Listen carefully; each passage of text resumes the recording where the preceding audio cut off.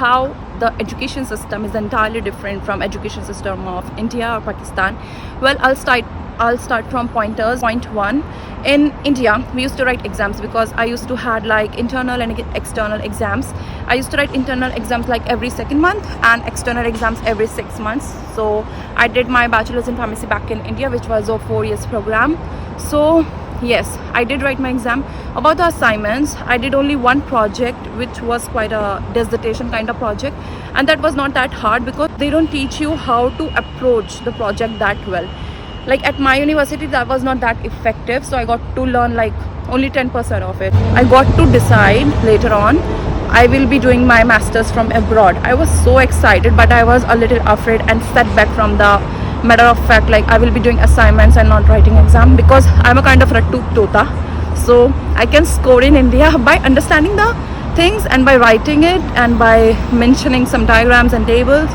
So it is different. But here in UK, you will have to do your research with the help of reading articles, with the help of going through the surveys and everything. You will be approaching your assignments and dissertation this way, and this is going to be challenging for you, because it has been challenging for me till now. I'm in the final section of my masters, so it has been challenging for me.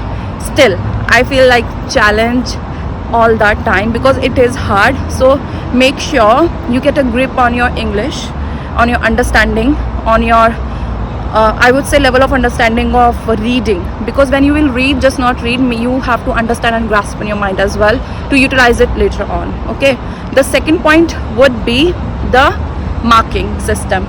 In India, we used to write exams, so we got marked by what you have written. It's same here. It's just that the content you have write, it should be strategically valid. Okay, because the lecturer have different kind of experience in the industries, in the universities, so they will be like looking at your work from that level. So you have to do your best. Third point would be lecturers. Lecturers here are so friendly. They would be so friendly with you, and there is no system like sir or madam. You have to call them by name. Like if I'll take my professor's name like Christos or maybe Julia, so I will have to say, hey Julia, how are you doing, or I need your help, can you help me with this? They will be happy to help you all the time. It's just that you have to make most out of it and approach them if you have some kind of problem, so they will be there for you. Like for example, my dissertation supervisor is Mr. David Turner, so he used to approach me all the time, can we fix meeting and can we move ahead of your dissertation and everything. So you will be the responsible person who will be taking charge of your work, but you have to be in the front head. All right, the last and final point would be interact with your batchmates, because this is the best time to make friends, and it's never a bad idea to like get to know each other, and you will have diversity of pairs around you, so make most out of it, because you will be having more talented individuals around you. Because if I speak of my batch, I have got like more experienced students, because some people have like 10 years of 7 years of experiences, so they have a different kind of approach to understand things, to do assignments, or maybe to do different kind of tasks, so that helps an individual. And this is all I think.